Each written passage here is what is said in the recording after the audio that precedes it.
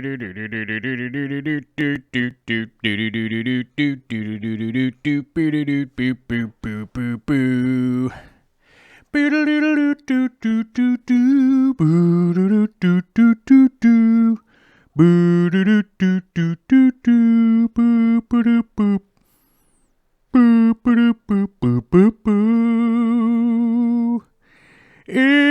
the middle of the week, everybody.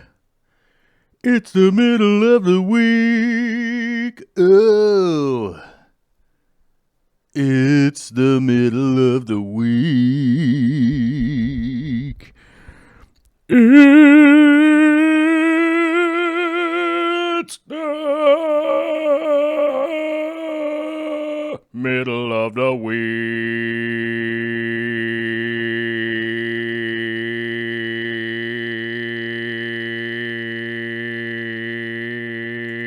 Somebody push the button. Oh, yeah, sorry. Internet, yeah. Internet. What's up, Internet? How's everybody doing today? I got my audio. Hold on.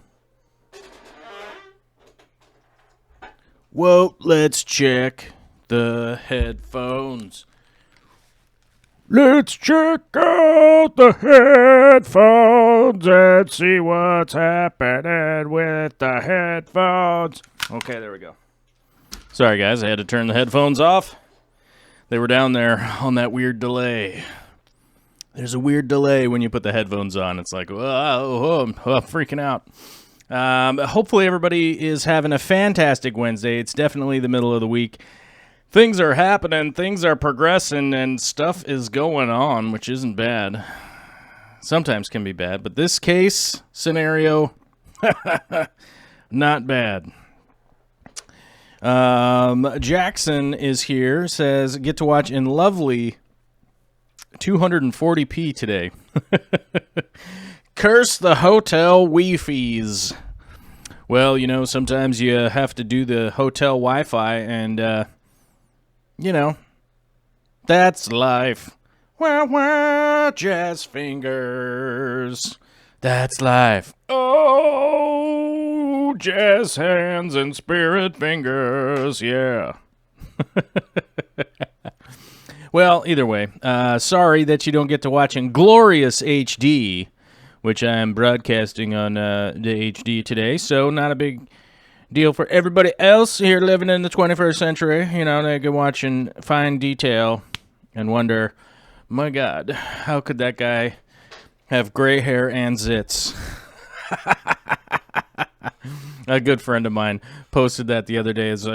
She was like, there's nothing quite like living in this world and being somebody that has gray hair and acne. I was like, yeah, I can relate to that.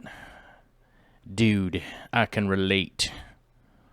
'Cause that's life, don't you know it? Wah, wah, wah.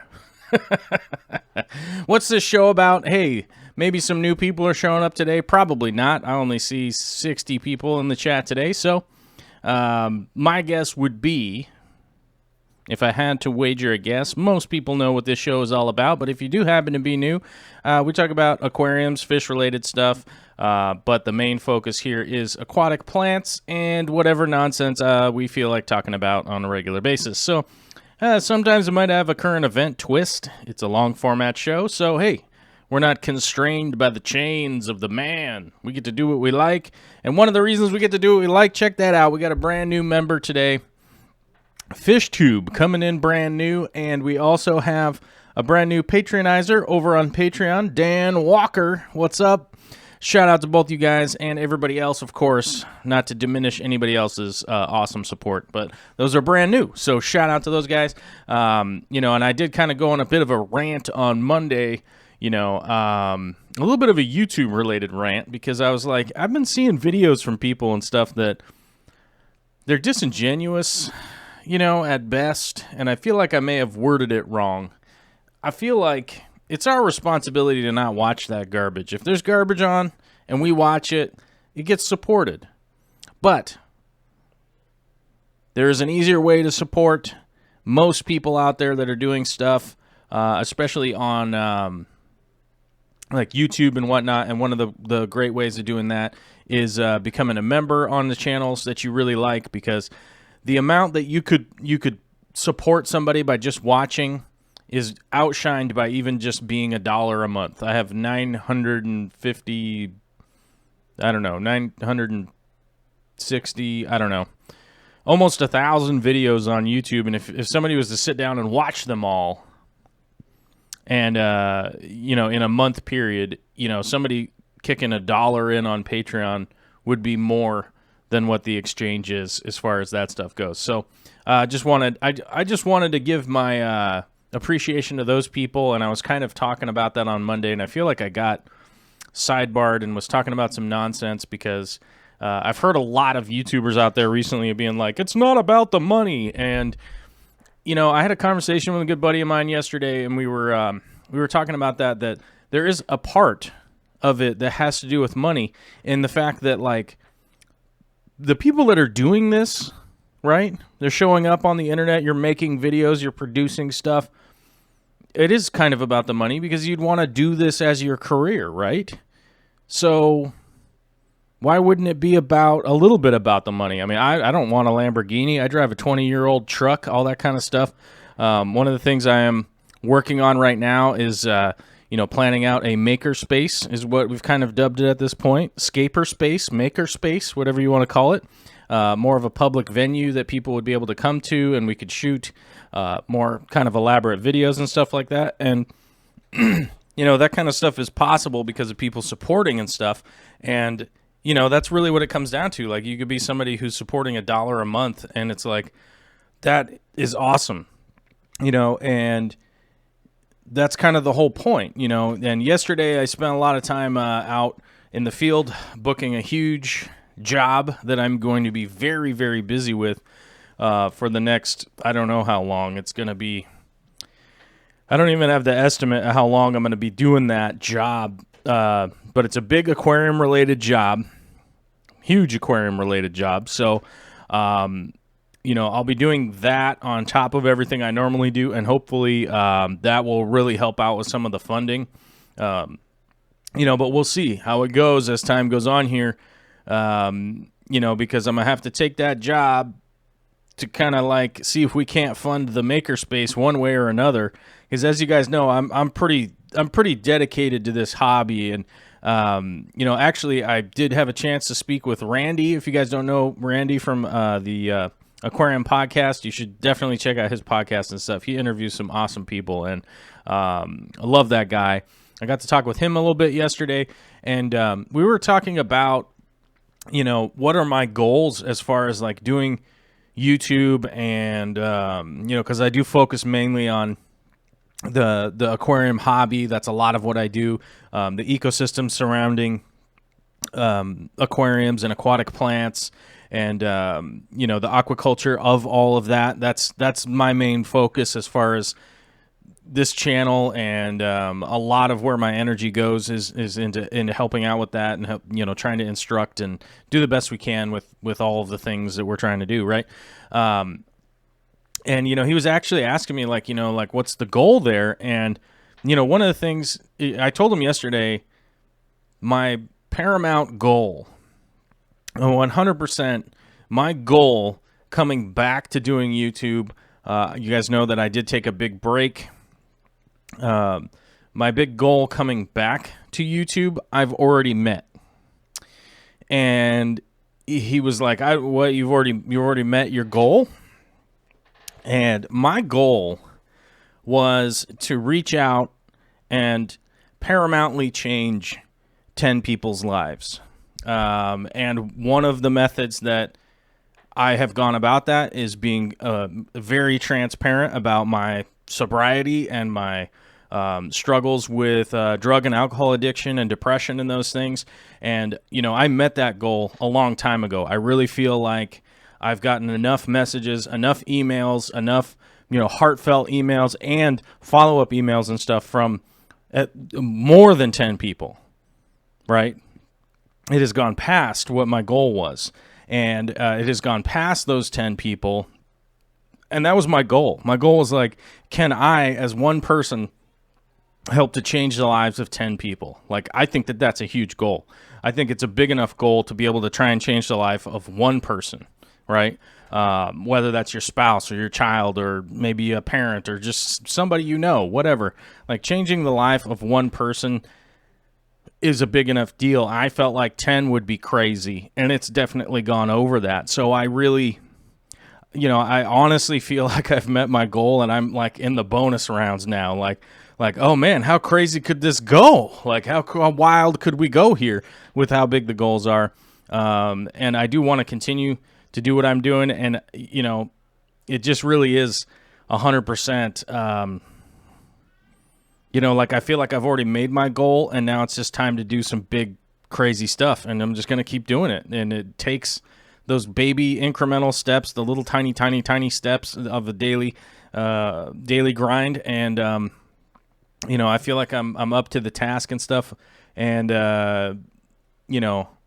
that's kind of where I'm at right now with my thinking and just the things that are kind of going on. It's like, my gratitude is super high. I'm really tired. I have headaches a lot. I got a brand new baby here. We got a lot of stuff going on. I'm getting pulled in a lot of directions, but it's all worthwhile because I feel like I at least whatever the idea was that manifested in my head to try and help some other people, it worked. And so at least I'm encouraged by that I might be tired, and I might not be feeling great and all that kind of stuff. But if I could hit that goal, well, I could just keep hitting these other goals if I just keep kind of muddling along day by day. And that's what I'm going to keep doing. So it's some exciting news. I can't really tell you exactly, what the news is and stuff, but it is a huge job that is coming up, and it's aquarium related and all that stuff, so it will be cool, and I'll be able to shoot some video about exactly what I'm doing and that kind of stuff later down the line. But right now I can't tell you what it is, and hopefully that'll help pay some of the bills towards the makerspace, because I did find some real budget options, and I just am completely uncomfortable. I'm just completely uncomfortable putting money into it, honestly. Even if it is like, oh, it's all sponsorship money, I don't even feel good being like, oh, let's do that, So I found some places. None of them have really, if it was in baseball terminology, it's like there's not a home run, there's not a triple or a double or even really a single. Well, maybe it's a single, with some of the places I've looked at. Like, they do have locks on the doors. That kind of stuff. Fish Tube says, I'm moving to Ohio. Absolutely not. I am not 100% not moving to Ohio. But yes, Jimmy is moving to Ohio. So I think that, I don't know. I haven't really talked to Jimmy that much in a few months. So you'd have to ask him. But as far as I know, that's his plan, is to move back to Ohio. So probably a lot of Ohio fun coming up. And cool videos, I'm sure. It's probably going to be some pretty awesome videos and all that stuff. James Neesham with a $5 or £5 super chat. That's a straight up sterling pound. Thank you, brother. Very much appreciate it. KG Cichlid says, you can tell me I'm secret safe. Yeah, well, you know how it is. Famous Jones just got a Zis bubble filter. Nice. I've got another one, and there'll be a video coming out on that, and I would say probably, I'm going to say a week and a half, probably 2 weeks from now, I'll have a Zis bubble filter, how to hook it up, what's the big idea behind it, all that kind of stuff will be coming up. I think probably a week and a half, just to give you guys an explanation of what it's all about, like what some options that you could do, like how to get it set up, like once it's set up, like what do you do with it and all that. So you know how it goes. Let's see here. At Tech Turtle. What did Tech Turtle say? Just got pizza on order. Oh man. I'm 100% jealous on that move. You know what? I think I might order pizza today. I think I might order pizza for my lovely Vicky Toria. I think I might do that. I think I should just order pizza for my gal. That might make the Wednesday a little bit easier if I could just, because I could probably just order some pizza and then dinner's ready, right? I don't know. Fish Tube with the $5 super chat says Tetra Tropical Granules for the win. you must be a pretty big LR Brett's fan.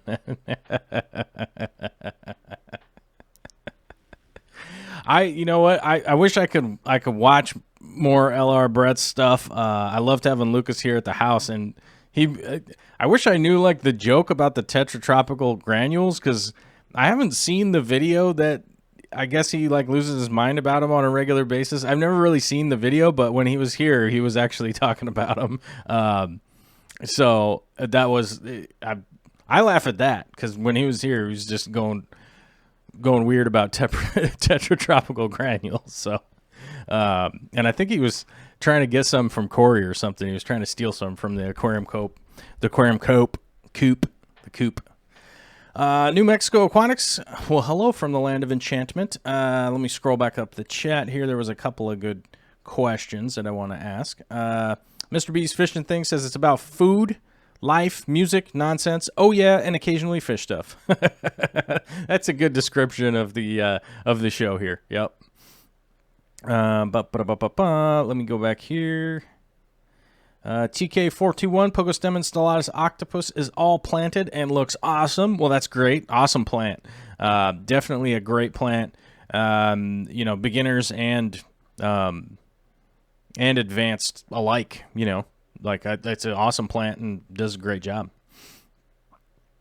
Barbara says I should probably go through menopause and that will help. Oh, well, sorry. Candy says I should go through menopause, and Barbara's acne was assisted by menopause and replaced with wicked dry skin. I would take the wicked dry skin because I got moisturizer, you know what I'm saying? I would take that. Let me see. Where did that question go? I'm trying to find it. Al Janeco says, I figured out my ammonia problem. I didn't have one. My API ammonia test fluid is bad. Had tested 2 places. Zero ammonia. Crisis was an illusion. Oh, well, that is just a breath of fresh air, Al. I'm glad to hear that. I know we talked about that, I think, on the Monday show. I think we talked about that on the Monday show. It seemed to be like maybe you had something dead in there or whatnot, and then I believe I had a response from you that you were like, no, I haven't found anything dead, haven't found anything going on. It sounds like if your test fluid was bad or your test strips were bad, I'm glad to hear that, because that is a lot easier to deal with than mysterious ammonia, so I'm good to hear that. New Mexico says, we bought some pearlweed and microsword from Aquarium Co-op. Which do you think is an easier ground cover plant? Microsword is an easier plant to deal with. And especially because it's easier to grow, B, it will do better in ground covering, and C, pearlweed will grow tall. So it is kind of a pain to try and get straight pearlweed to, unless it's dwarf baby tears. Like the pearlweed is normally, Microsorum micromanthium, whatever the medium kind. And it will grow tall, but if you have dwarf baby tears, that'll be fine too. But I'm more in the habit of doing the Tom Barr thing, where I put the dwarf baby tears outside in a what do you call that thing? Like, it's not a terrarium, but it's almost just like, I don't know. It's like a little plant display thing. I don't know. I just figure out the name for it before I start talking about it. But I can't remember the name for it, but just think like a ground cover in a pot with some rocks and that kind of stuff just outside growing in the air. It makes life a little bit easier, and lighting is easy, and CO2 is easy that way. I've done a lot of carpeted dwarf baby tear planted tanks, and they're fine. It's fine. It's just a fair bit of work and trimming and all that kind of stuff. So I just don't do that style anymore, and the Iwagumi thing kind of wore off on me. I don't know. At least 5 years ago, I was kind of like, all right, yeah, I'm kind of just tired of this style. So I've gone kind of back to more jungle style tanks, maybe nature style tanks, that kind of stuff with sort of a Dutch twist. So I've been kind of doing the sort of Dutch style with grouped plants. Obviously, it's not traditional Dutch style because I do have I have a lot of hardscape in there mixed in and stuff. So I've just been kind of messing around with that just because I typically, I personally nowadays just have more enjoyment from just the overall aesthetic of that style in my fish room. So, maybe that's some advice that'll help you out. I don't know. Maybe I just rambled on like a weirdo. Cheshire Cats Aquarium Co-op order came in last night. I excitedly went to wash the shrimp waffle ball thing and spiderwood and sponge filter and clumsily dropped the shrimp thing and it shattered. Oh no. Oh no. That is a drag. That does happen from time to time with stuff like that. Ceramic things break, so. But that's a drag. Sorry to hear that. Famous Jones got a fish order from Aquatic Arts. 14 rice fish for the outdoor tub. Ooh, Celestial Pearl Daniels. Nice. Love those fish. 3 Asian clams for the 55 and a whiptail cat in a pear tree. And a whiptail catfish in a pear tree. That's going to be hard. Whiptail cat in a pear tree. Does that work? Whiptail cat in a pear tree. How's that go? How's that song go? And a partridge in a pear tree. So we go like, and a whiptail cat in a pear tree. Yeah, there we go, right? Is that right? Nah, that's probably still wrong. And that's okay, because it's not my job to sing Christmas songs. Yeah, so we're all right. Let's see. Mellow Moogle has a great post there. Interested in supporting the channel? Become a member? That's right. My crazy rants on Monday made like 3 members go away. Sorry to hear that, guys. That just happens sometimes. Sometimes I get a little cranky, and then people are like, I'm not going to be a member anymore. Which I respect. But Shelby Ray is here, and she's a member, so that's all good. Where are we at? Oh my gosh, we're 21 minutes in. I'm just having too much fun not doing the topic of the show. But the topic of the show today is moving aquarium plants. I tried to keep the title simple because if I put in like, do you have questions about planting and replanting your aquarium plants? The title would be super long, and then people would be like, I'm not ever gonna watch that show because the title's so long that I can't handle it, right? So I tried to keep it on the old short factor. Let's see. Where am I moving to today? Am I moving up there? Am I moving up there? Am I moving up there? Or there? Or there? Or there? Where am I going? Where am I going? Where am I going? I'll wait here for the next 14 minutes to find out people's response. Which, am I going upper left? Upper right? Am I going bottom left, bottom right? Where am I going? Mellow Moogle says you get fun emojis too. That's right. I'm working on some more emojis, guys. So don't freak out because we hit the mark where we get to add some more emojis, which I'm stoked for. And then I realized I was ill prepared and have to start making some more. So that's happening. And hopefully I'll have those done by Friday. Alana Suki says, I always forget to check the Patreon community posts. Oh, I know that's hard. That's kind of why I do that on the Friday show is that, we have on the Patreon, there's a community tab. You can post pictures and short videos and all that kind of stuff.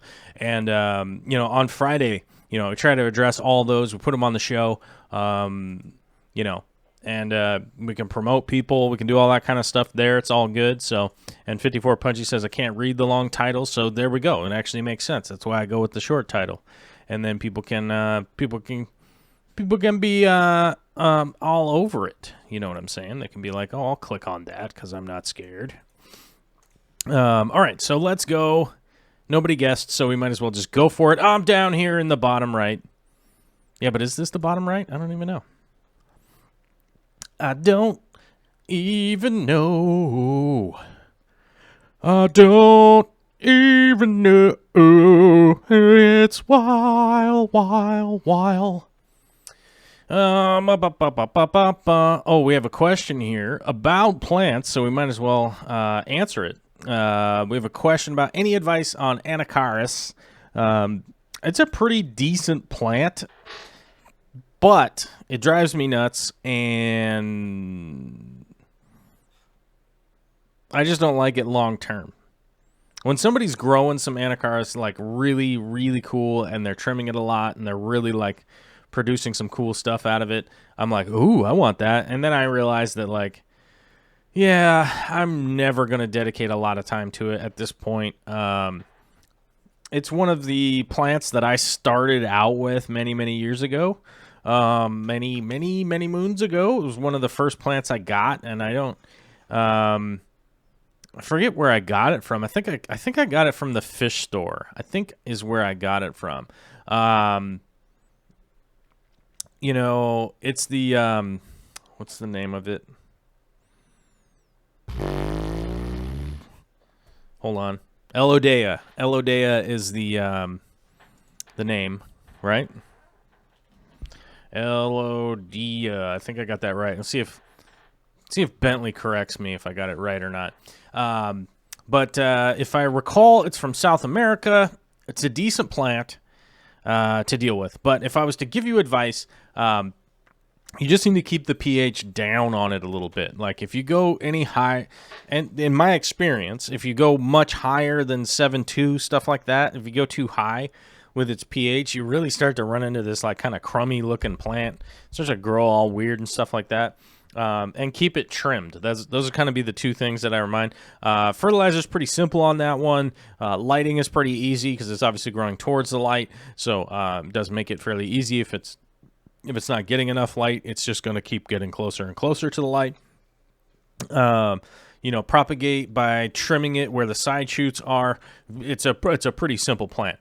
So I would recommend it to anybody. If you do order some in, it's one that I would float before I planted it in the tank. So I would probably add, you know, just like a tiny little lead weight to it, kind of drop it in my tank, let it float for like a week, and before I even got it planting in it, you know, into the substrate or anything like that. That's one of those plants I would do that with. So hopefully a couple little pointers there. Hopefully that'll help you out, get you on the right track. As you know, as we always know, it's I mean, how many spokes on the wheel is it to, you know, to basically having a, you know, a pretty simple, easy to run Planet Aquarium, and that's basically good lights, decent substrate, good water quality, a little bit of fertilizer, inject some CO2, and you're probably going to have all sorts of success. So what is that, 5 spokes or 6 spokes? I'm not sure. So substrate is one. You know, just get a decent substrate. You don't have to go crazy and go buy ADA or anything like that. I find the Fluval stratum to be that middle ground of affordability and really good quality.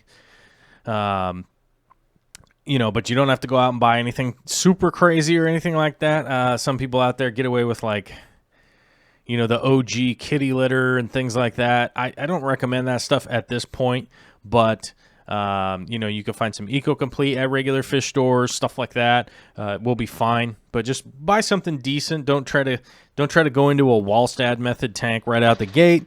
So a decent substrate. We get good water quality, which just means you just want good, clean water, a little bit of nitrate in there, that kind of stuff. And, you know, with that in conjunction, you could say a little bit of fertilizer, which is just, you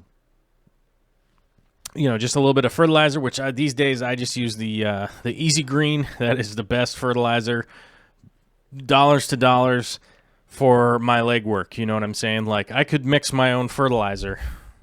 I'm certainly going to spend more money, and I'm certainly going to spend more time. And if you're like me, I don't have time to be messing around mixing fertilizers anymore. It is just a monumental waste of my time.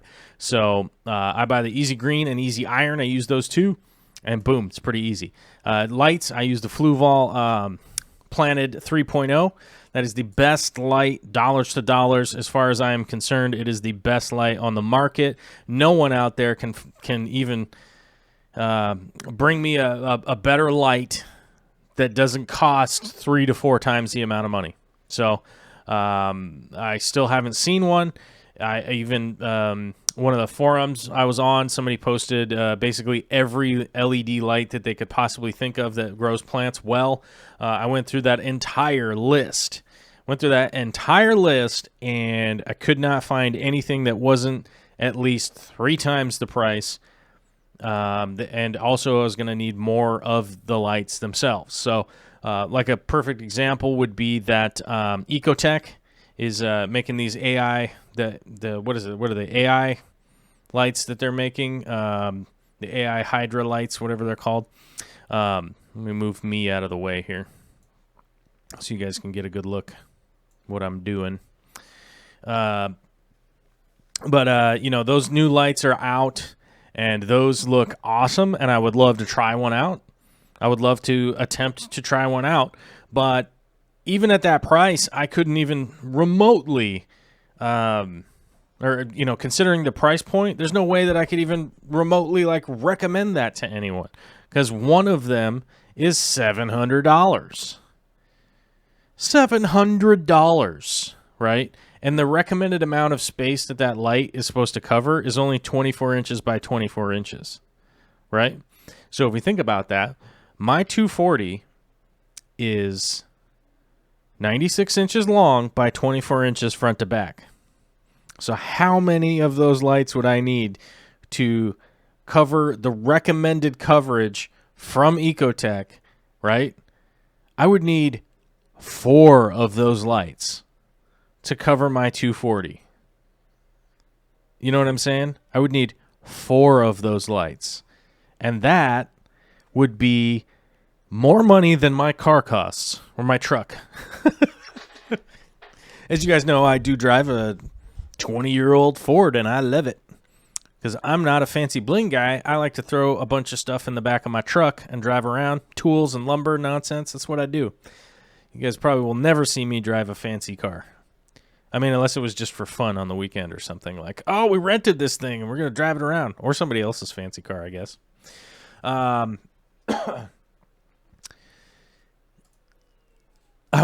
would much rather spend the fancy car money on new tanks and stuff that you guys could come check out. That's what I'd rather do. So, yeah, but those, what are they? The Ecotech lights, they have plant versions of them now. And I think when I did the math on it, it would have been $2,800 plus tax, which would put it over $3,000. You guys, it would have put it over $3,000 just for the lights. I bought half of the lights on my 240. I bought, and that was $400. So it wasn't free. They weren't free at all. They weren't even remotely free. And I even thought, wow, that's a lot of money to get some lights to grow some aquarium plants. But that doesn't even remotely come close to over $3,000 just for some lights. You know what I mean? So it's like, are those technically better lights? Maybe. But for that kind of money is insane. So I'm just like, whatever, man. I can't find a better light. The CO2 is all pretty simple. I inject CO2 and I make my own reactors. I have videos up so you guys can make your own reactor if you want. And hopefully that kind of explains it a little bit. David Gilkinson says, do I use an autodoser for ferts? If so, which one? I personally do not. I use me, and I use the, like I said, because I use the Easy Green, it is pretty easy for me to fertilize my aquariums and not utilize an autodoser. And one of the reasons for that is I have a fair bit of leeway with how my tanks are run, that I can, I could skip a few days if I need to, as far as dosing goes and things like that.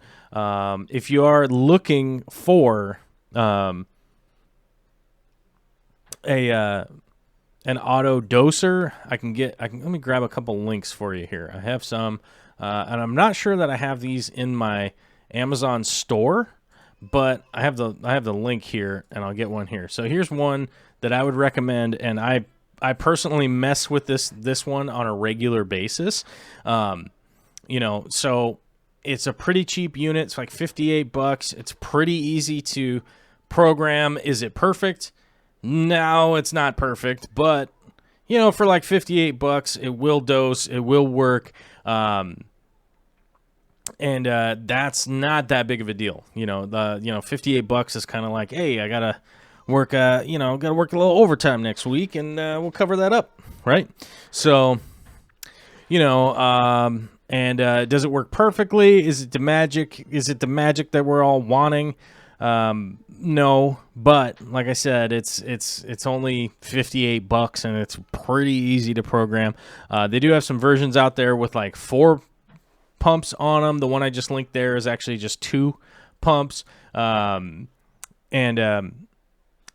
is here's a super fancy one that that's not the right one. Where's the one I'm looking for? There's like a super fancy one, and I can't find it. Oh, here it is. The Bubble Magus one is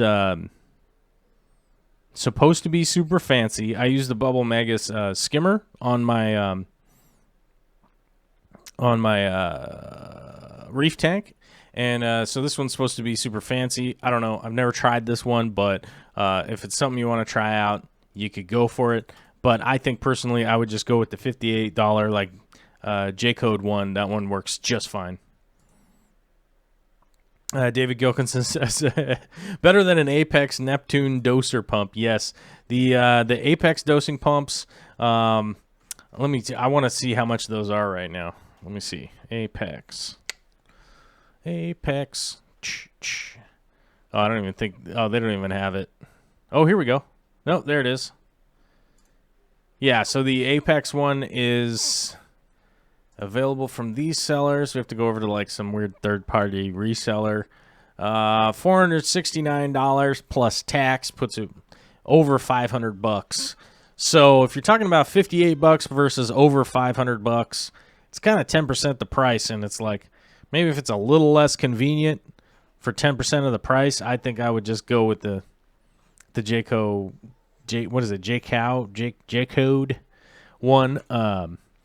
But here's the thing that I'm very interested in getting fairly soon. I think this is actually on my wish list here. Let me grab this for you guys. This is something I'm interested in getting fairly soon.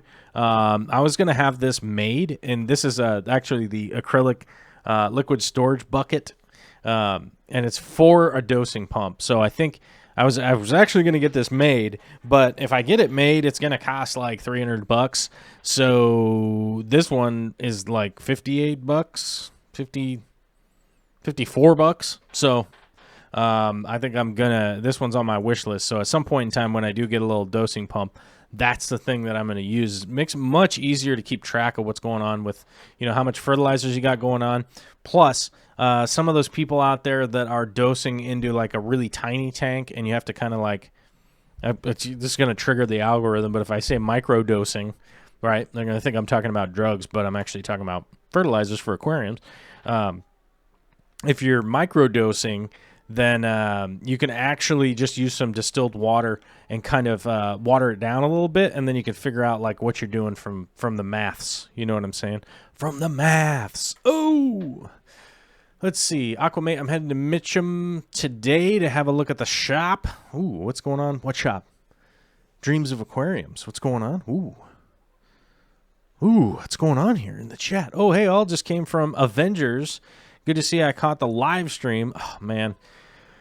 We don't even have tickets to Avengers until next weekend. Not this weekend, next weekend.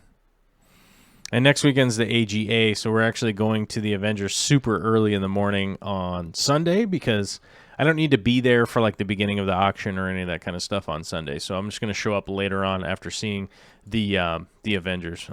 Don't spoil it for me, but I've heard that it is awesome so far.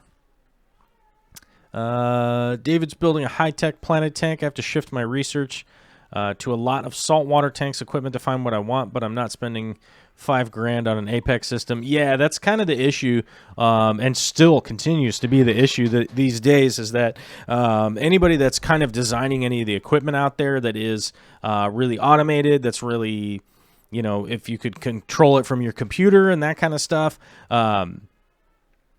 you know, it's all that kind of stuff is generally being researched and developed by saltwater companies. So oftentimes you do have to,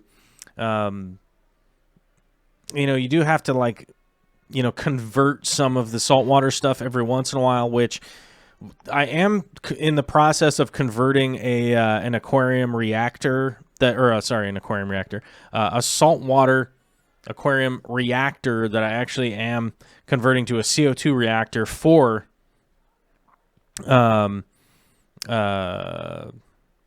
know, for freshwater. So I'm taking a saltwater thing and I'm converting it into a freshwater deal.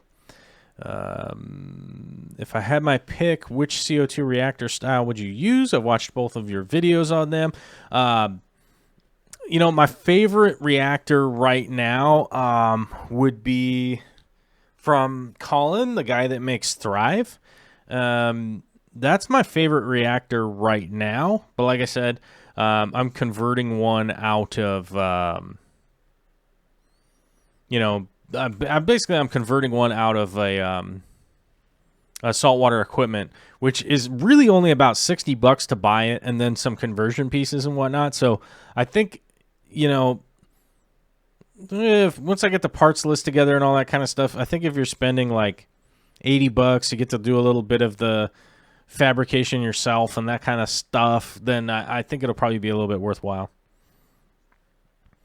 David's wondering about a CO2 reactor.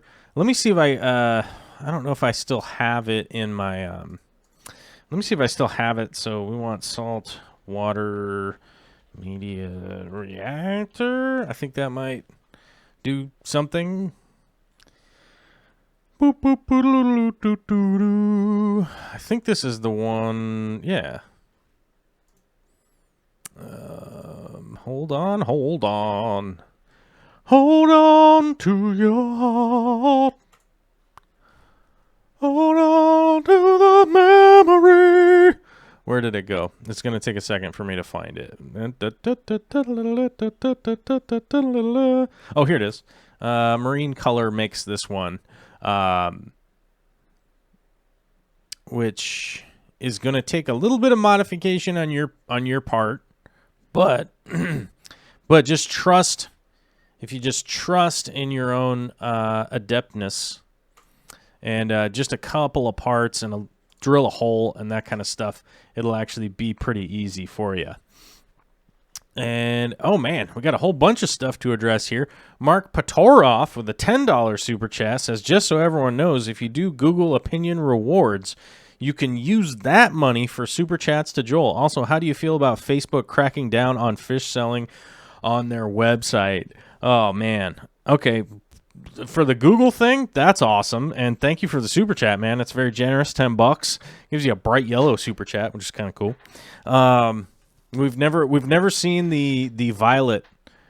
What is it? It was like the bright red violet from when Corey did the biggest super chat I've ever received before. He didn't max it out though. It was $495 super chat because he had chatted $5 earlier, and it will only let you do $500.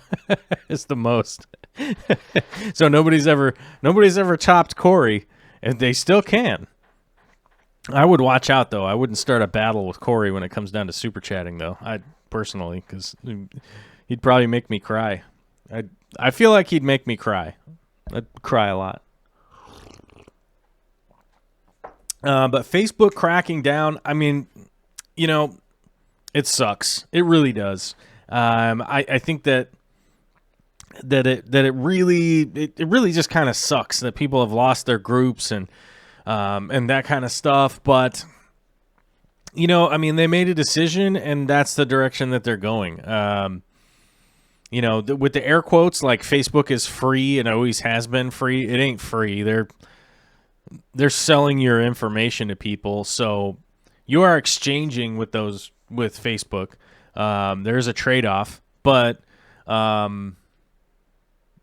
you know, like they made a decision that they just don't want people selling really any animals and stuff like that. And so if they just don't want anybody selling any animals on their website anymore, and it's like, you know, the dogs and cats and mice and horses and all that kind of stuff, and fish and shrimp and everything fall right into that category. And they've just decided that they don't want to have anything to do with that, and so they've just blanketly released the Kraken on everybody and the crackdown, and you know, they just feel like the collateral damage just is what it is, you know. And I don't know, man. I don't know what kind of decisions I would make from that position. You know what I mean? Like, I feel like I would probably make more of the Bill Gates type decisions. Like, if I got to that point, you know, I don't think I would make the Zuckerberg type decisions. I think literally I would just be like, I'm going to go do charity and do other stuff. Somebody just run this business. I've got $1 billion. Like, I'm going to go figure out how to help people. You know what I mean? I'd be doing the Bill Gates thing. I think if I had to figure out like what it would be I would do with my life, that's probably what I would do. So as far as like Zuckerberg and Facebook and all that stuff, like I can't even imagine the craziness that they're dealing with on a daily basis as to like complaints and all that kind of stuff that they have to deal with. So I think it sucks, but I feel like there's a good side. I mean, it's probably like a good intention, you know? So I don't know. David Gilkinson became a new member. Ah, nice. Thanks, man. Very much appreciate it. Fish Tank Barn with a $5 super chat says, thanks for what you do. Without your old build videos, there wouldn't be a fish barn. Oh, man, that's awesome. Loving that. Thanks, man. That's weird to think that I would have any influence on anybody to do anything awesome like build a fish barn. So, thanks, man. I appreciate it. Large amounts of fish/animal and vertebrate mammal sales groups are just getting deleted left and right because of new policies. Yeah, it's one of those things. You know, it's just one of those things. Like, they don't want live things being sold on Facebook. You know, but as far as I know, I did receive an email that says if you want to sell, you know, live animals and stuff like that, you can. You have to just start a business page. You have to start an actual business page and go from there. So you can't just have a group and have everybody just having for sale posts up in groups and stuff like that anymore. So I guess if we're thinking about people that sell live things, like Eric Lucas would be a perfect, he does buypetshrimp.com, right? Or Eric Martins, who does Disco Bee Shrimp, right? Those are two guys right there that are active on Facebook. They have business pages, so they're just having to convert some of that stuff and just be like, hey, you have to come visit the business page. And, you know, if you want to promote a business page, yes, you have to pay, but it doesn't really cost anybody to start up and have a business page. So, you know, there are definitely workarounds, and we probably won't see that many people as far as, that are actively doing what they do. As far as like, you know, people selling shrimp or that kind of stuff. I think it's just, you know, they want to encourage people to not be, and I don't even think it has anything to do with fish, really. I think a lot of it has to do with like puppy mills and crazy stuff like that you see out there, you know. Like I saw a video that like Philip DeFranco highlighted that some lady like just threw a bag of puppies into a dumpster, and luckily they got rescued. But like, there's some abysmal people out there. You know what I mean? Like, sometimes, I forget, being a part of this community and how many good people I'm around on a regular basis. I think some people forget that there are crazy, crazy nutbags out there doing weird stuff like throwing away puppies into the garbage. So there could definitely be some crazy stuff out there that motivated this that we don't know about. So, I think that, like, if you want to sell something, just, start up a business page if that's what you want to do on a regular basis. It does make it a little more difficult to, sell excess fish or things like that. But, you can still get onto Facebook and post a picture, like, into a group and be like, hey, private message me if you're interested in this fish. Like, I'm in Albuquerque, New Mexico. Just send me a private message if you're interested in this fish, and I think that's going to be the good workaround for that. Whoa, we got another super chat from Mark. Says, might as well empty my Google Wallet. I drive for a living, and your live stream playlist has kept me awake in the early morning. Wow, man. Thank you very much, Mark. I definitely appreciate the support, man. It's just how we're going to be able to keep this going. I don't know how, I don't know, I think I'm going to keep doing the show like by myself, but I want to have guests on here all the time. So, we'll see what happens with some of our illustrious guests. Most people are getting super busy. So, it's just becoming harder and harder to get people to come on. Max S is wondering about plants. Are they affected?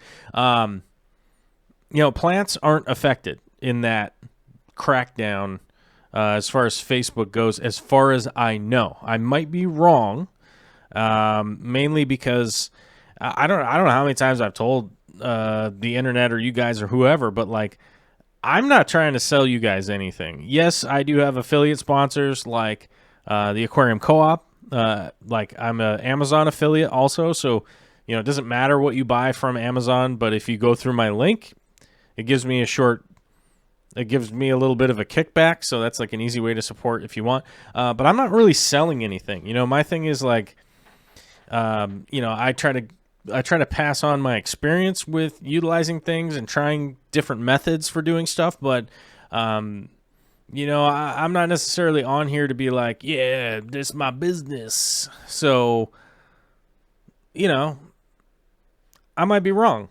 but I figure if I was going to buy plants, I either buy them local like I normally do and go to a fish club, or I get them from the Aquarium Co-op, or every once in a while, you guys know that there's plants that I can't find, and sometimes I try out new companies, and if I have a bad experience, I don't tell you guys who it was, but if I have a good experience, I tell you who that is. Like a perfect good experience would have been, with Eric Martins. I got some awesome shrimp from him. Ordered them from, I can't remember what the name of the site is, though, that handle the buying and selling and shipping and stuff for him. Let's see. You have me watching the shrimp now. Entire huge trees are being uprooted in front, and they just calmly walk away. Yes, they do. Yeah, it's pretty... It's pretty shocking that like shrimp could even exist in this world. It's just a bit of evidence in like how much they actually do breed and how much they are a food source out in the world, because they just really don't have a whole lot of instinct to get out of the way of potential danger, So they're kind of, I guess, sort of like teenagers that way, right? Let's see.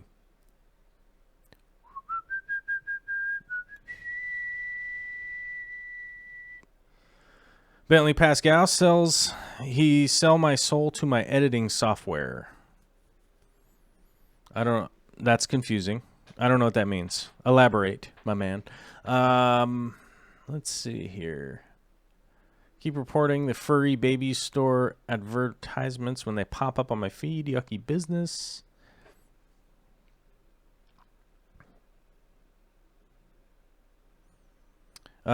Fish Tube with a $5 super chat says, so there's one thing I don't understand. Why freshwater sumps? What am I missing? We normally only use those with salt to increase water capacity. It's a good point, you know. But water capacity in a freshwater system, increasing it is a good thing. It increases stability. It allows more availability for nutrients. It also makes it easier to to essentially makes it easier to oxygenate the water, makes it easier to add CO2 to the water. It also, it also hides the equipment, so the aesthetic side of it is definitely there. It also increases way more options and opportunity for filtering the water for whatever is left once, whatever the plants miss. Right. So it does a lot of good things to increase a lot of stability and things into my systems. And as you guys know, I'm out in the field working, I'm here, I'm there, I'm constantly around. And, I don't ever want to run my tanks again to the point where if I miss a water change, I can have a giant collapse.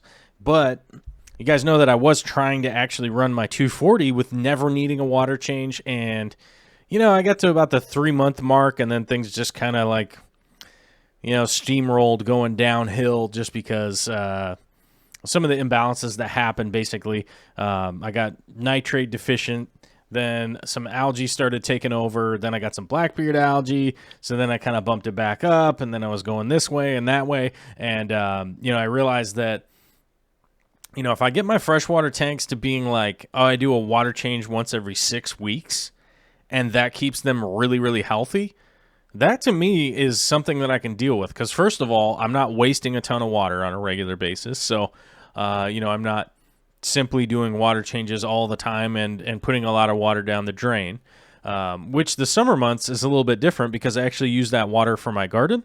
But in the winter months, it's man, I'm just dumping a lot of this water out because there really isn't much that I can do with it at that point. In the winter, there just isn't anything growing outside. So, part of adding the sumps is also the long-term plan of being able to plumb all the overflows of the sumps into an aquaponic / hydroponic system that will be outside. So I'm definitely working on it, and it's coming along. Bentley Pascal says, example, I hate duckweeds in my tank, but it's a really good indicator of water quality as it's the canary in the coal mine. Yep, duckweed in the sump isn't getting into the tank. That's right. A lot of my sumps do have duckweed in them because it definitely gives me a really quick visual indication of what's going on in my tank. If I come in and all of the duckweed is melted off and is just gone, you're like, uh-oh, something's going on over here. Time to bust out my test kit and get rocking and rolling and find out what the heck is going on over here. And Bentley also points out the increased capacity hides equipment customization for the filtration, buffering. Oh, that's right. Buffering is a good point. It makes it super easy for me that I can either add a wonder shell, throw it into the sump, or I can add a bag of, crushed coral right down in the sump, and it doesn't even bother me at all, but it helps buffer the water up. Plus, I could do auto dosing down into the sump, which right now I'm not doing, but I could.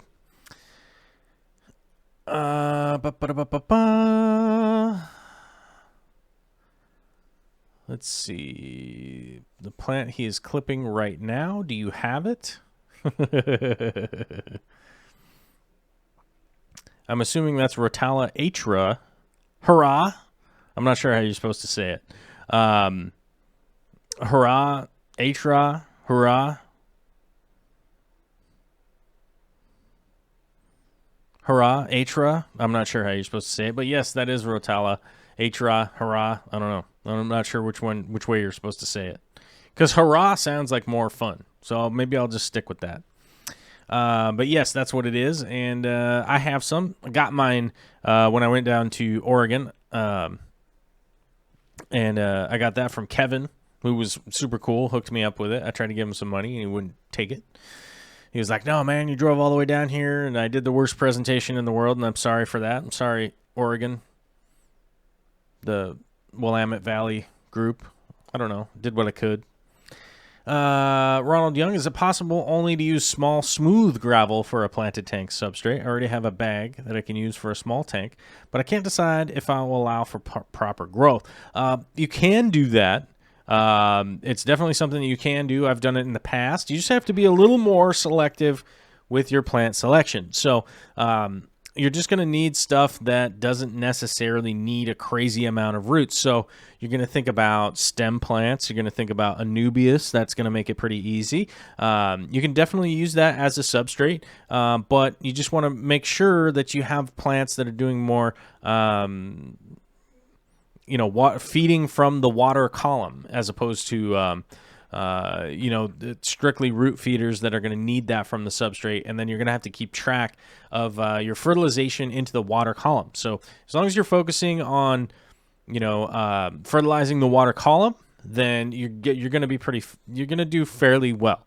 For most people like me, it does become a little bit difficult to only rely on water column dosing because, you're kind of a little bit on the razor's edge, but I wouldn't be that stressed out about it, and it's definitely something that you can do. Spadoinkle says, hurrah! All right, dig it. I dig it the most. Let's see, Alanasuki is 78 degrees. Yeah, where's that pizza at, man? Come on now. I need some of that pizza. David's wondering where I can find clear 2-inch PVC. It is a monumental struggle to find the proper 2-inch PVC. It is very difficult to find, but you can find it on Amazon. The best thing you're going to do is basically go through and find, search through clear PVC, and then you're going to have to find the reviews of people that actually bought it and put it onto a standard PVC connection. It's the best advice I can give you on that one. It's not easy, and I don't have a link handy. And knowing that I don't have a link handy means that it's going to take a long time for me to find it. Because the last time I had to find it took a long time, and it is a bit of a nightmare. Or you can go to an acrylic shop and be like, hey, this is what I need. Or you could call them maybe and see if they have it. But if you do go to an acrylic shop, take a PVC fitting with you and make sure that it actually fits what they're selling. I've fallen down that path before where the guy at the store is like, yeah, it totally fits. That's going to fit just fine. Yeah, take that one. And it's like, oh yeah, it seems like it's about right. Get it home and it's like 1/4 of an inch too big. There's just nothing that you can do.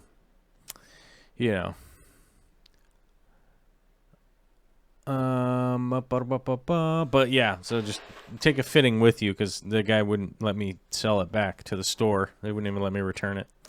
Any tricks to adding tissue culture plants? I got some Pogostemon Hellferi because I'm a crazy person. I love Pogostemon Hellferi. I had some in a sump, and I can't seem to find it because I was going to plant it in that tank right there, and I can't find it. But I love it. I love Pogostemon Hellferi, and I need to find some more. I was actually looking for it 3 or 4 days ago, and I was like, I don't know what I did with that. I swear it was in this chamber here, and maybe it's floating somewhere else. So hopefully I stumble upon it and throw it up in a plant or in a tank up here and get it propagating because I love it. But I need to get more. If I can't find it, then I need to get more, or I just better go and find it, right?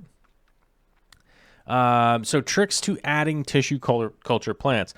Pretty basic. You're going to get them, you're going to rinse them off, and you're going to plant them just like regular old plants. Sometimes they convert, sometimes they don't. You're sort of playing a little bit of a crapshoot, but it's way more common that they do convert and start to grow and do all right these days. It used to be pretty common a long time ago that they wouldn't convert very well. It just seemed to be a common thing, but they've definitely dialed in the tissue culture. I'm not going to say the process of actually doing the tissue culture. I'm going to say the selective process of doing the tissue cultures. They've actually done, just in my opinion, a better job of selecting plants that will convert better. RJL has a good point. Says you float tissue cultures until the roots look strong. Yep, that is a method that you can use also. I have not necessarily found that. I guess it can be helpful at times, but it seems almost like you might as well just plant them and let them convert and grow roots down into the substrate. But I used to float them in the past because of what I was talking about earlier, that a lot of times they were tissue culturing a plant that that wasn't going to convert very well, and that was a continued problem throughout the years. Was that they kind of were replicating a plant that that was one that wasn't going to convert very well, even though it was a healthy plant. It just wouldn't convert very well, sort of on the genetic end, and yeah, just kind of nonsense. But nowadays it does much better. Candy Overhauls posted the Patreon. Don't forget to spin over to the Patreon. Check it out. Might be able to, be $1 a month person and be like, yeah, I want to support with $1 a month. I forget. Oh, I was talking to Corey the other day, and I was like, man, I pay the, what is it? I think it's $9 a month or $12 a month. I'm unsure. How much is my HBO subscription? I don't know. I pay it, though, because I'm like, it is worth it. Honestly, it's worth it to me to be able to watch the John Oliver show. I often yell at the Bill Maher show. That's just me kind of yelling at the TV and being an old guy. And Game of Thrones and a couple other things. And I'm like, so I'm a person that supports the programming I like too. And that's just like an easy way to be contextual and be like, Game of Thrones. You got to be able to throw Game of Thrones into the chat, right? Because that's the hot ticket. I love that show. I really hope that the next episodes pick up the pace a little bit because, yeah. Jake's watching his gold dojo loach eating through a failed Aponogeton bulb. Yeah, Aponogeton can be a bit of a pain at times, and sometimes those bulbs they either won't grow or they just like, I'm dying, and you're like, what is the deal? The one on the other side of the tank is doing awesome, David has a good point. Silicon Valley. Yep, that's a perfect example of a show that I love on HBO. That's the thing. Like, I'm happy to pay the $12 a month for what I would consider to be relatively not that much programming, when you get down to it. Let's see. Have you ever seen or used Cladophora algae for a carpet plant? I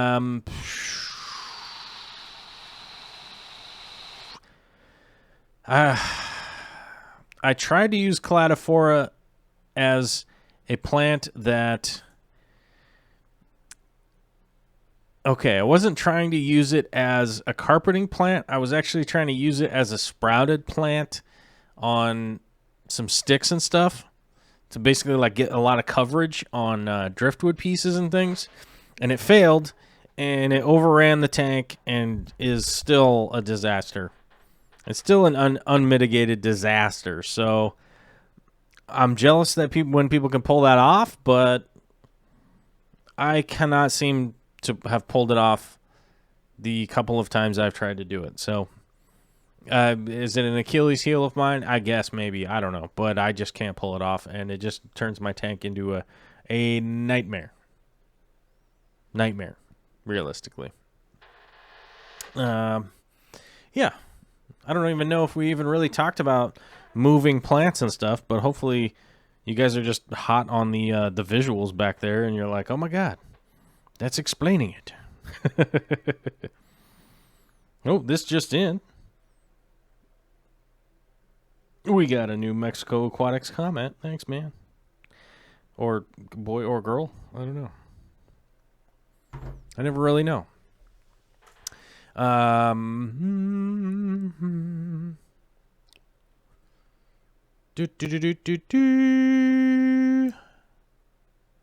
Okay. Well, anyhow, so as far as trimming the Atra, which I'm doing, the Rotala Atra or Hurrah, I'm not sure. As far as like trimming it goes, it is a plant that is almost exactly Rotala. You know what I mean? It just happens to be a variant that grows a slightly different leaf shape. The coloration is the big deal on this plant. It just grows this lovely, lovely orange. Like there just isn't that many plants that can do the orange coloring. As it gets to the top, it'll turn more pink as it gets like really close to the light and stuff like that. It'll turn more pink and things. So you do want to kind of stay on top of it and make sure that it's trimmed.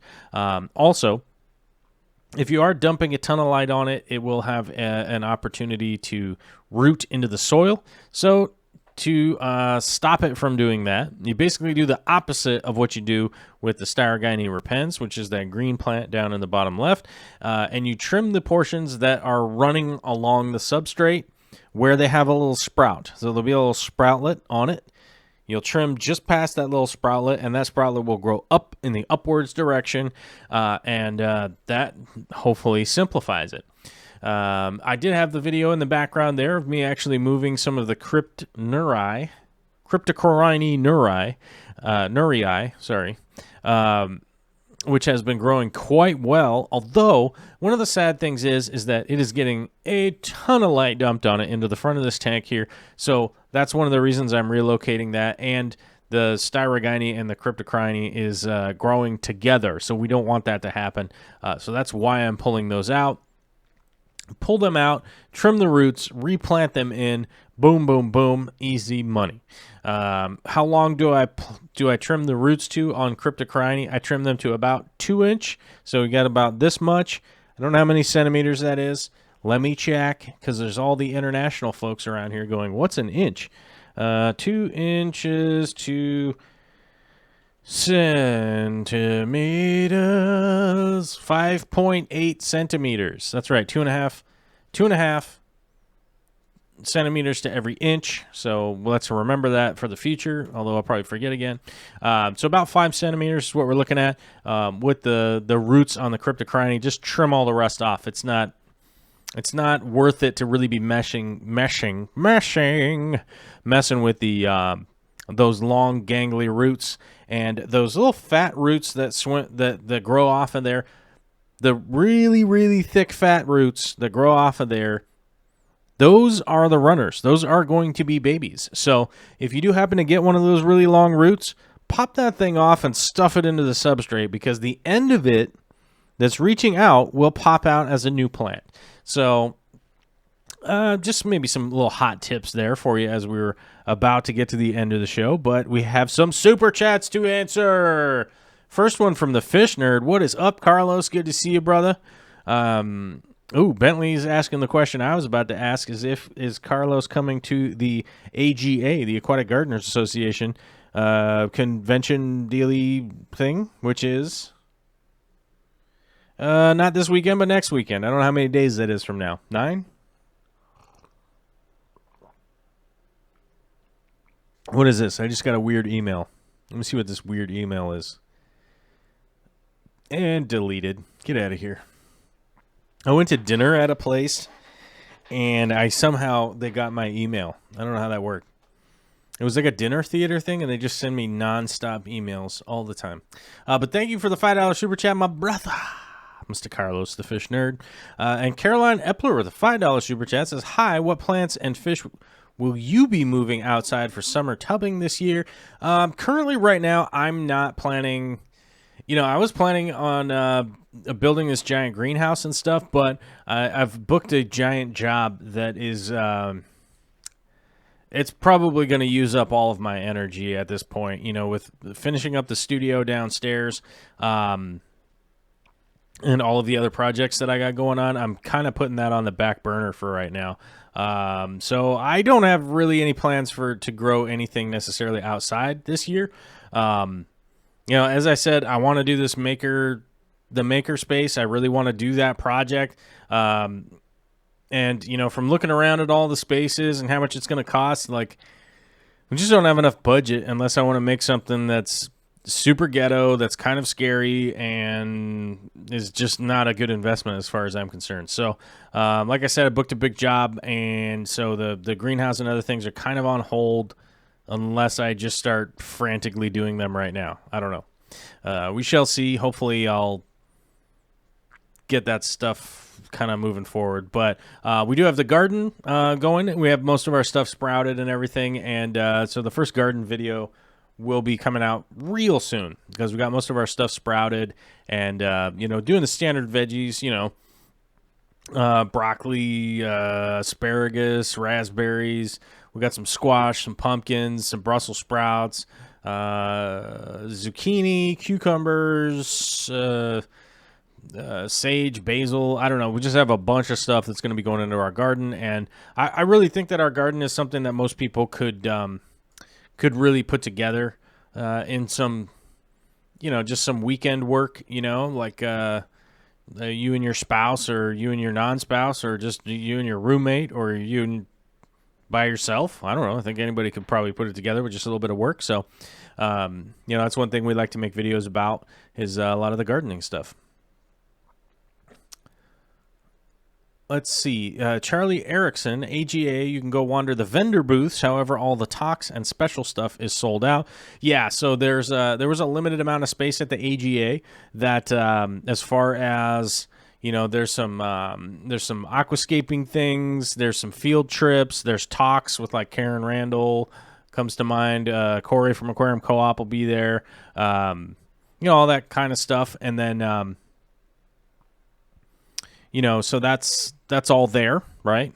But there's also the big vendor room and all that's open to the public. So kind of the cool thing that that is into that is that the vendor room and everything is, I think, free to go in, as far as I know. And you should just be allowed to come in. I mean, obviously, unless it goes over capacity, then you have to wait until some people leave or whatever. Swift says, my garden is for sure attainable by the average person.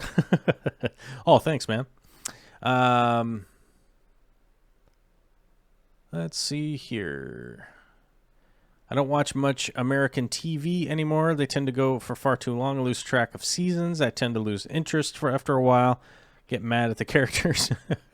Yeah, I get that. Let's see. Okay.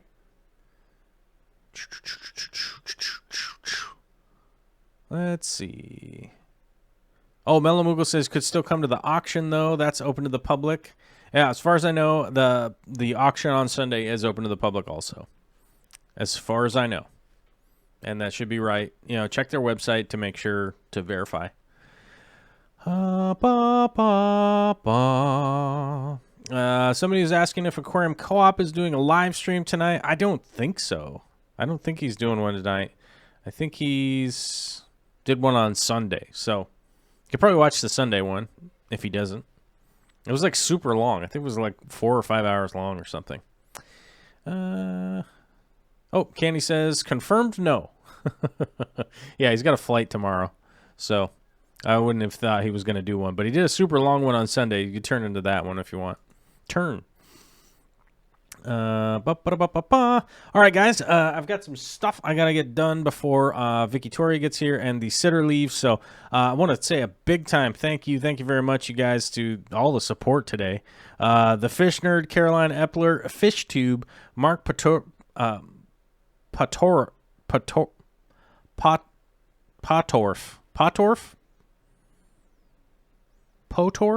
don't know. Mark Potorf, I think. Twice, right? Yeah, Mark twice. FishTube twice. James Neesham, thank you, my guy. The Fish Tank Barn for all you guys' super chats, super generous. David Gilkinson, a brand new member, and the FishTube, a brand new member. Look at that. We got new members, and we got chats. And we just got to get somebody to do the Patreon today, I guess. We got to round it out and try and get a triple, I guess. I don't know. But mad props. Thank you guys so much. Hope you guys have a fantastic Wednesday out there, and things go well for you in the future. Kevin Haynes, right here at the end, tips for getting rid of green water. I know a lot of people say UV sterilizer, but I do not do that because I don't think that it solves the problem. So you should do, and this is my recommendation, 10% water changes every day as you slowly clear it out, and then you can start to figure out exactly what the issue was, and eventually you will work your way out of the green water. Much love. Have a fantastic night out there, and I'll talk to you guys later.